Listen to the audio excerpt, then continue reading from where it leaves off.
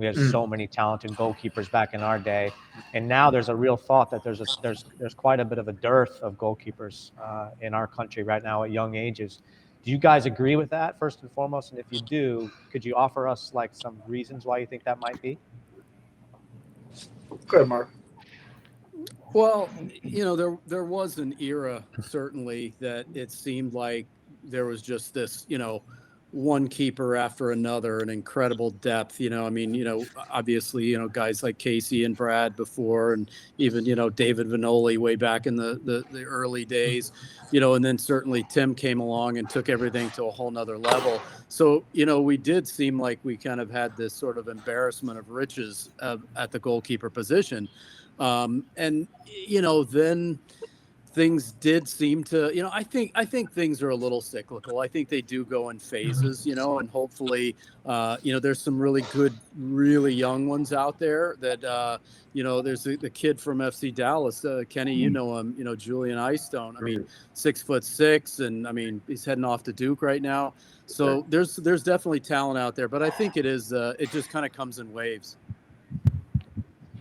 Yeah, I'd agree with that. It is cyclical. I think our country went through a generation or two where there were just some incredibly talented goalkeepers, and because of that, the snowball effect is when you get one really good goalkeeper at the highest level, that attracts attention.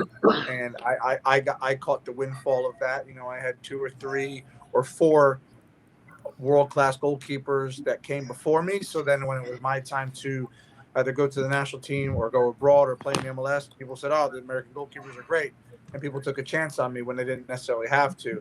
And a couple others after me as well. But yeah, it is cyclical. I think we'll see it again. We'll certainly see it again. But the goalkeepers, it's important they continue to challenge themselves. And sometimes it's about getting games, and that's not always easy, particularly with how good MLS has got in the goalkeeping department. I had kind of looked at it and thought maybe there was a bit of a coaching element there because we just kind of, as coaches, started to assume that we were always going to have the best American goalkeepers, and American goalkeepers kind of develop themselves. And so I had wondered if maybe from a coaching side, we had kind of just dropped the ball a little bit for a span that had meant that maybe we don't have the same sort of riches that we used to in our day, like I said.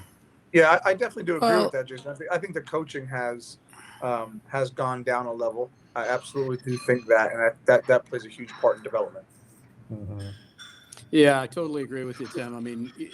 I've had a chance to look at a lot of, young teams and young players and coaches, and it seems like, there's, and maybe it's because clubs and teams haven't prioritized the goalkeeper coach. They're always, in years past, maybe the lowest paid on the coaching staff or whatever it is, or youth teams, a lot of times it's just, almost a volunteer, that kind of thing. And really, as it's such an important position, you got to have top level talent, coaching the young guys.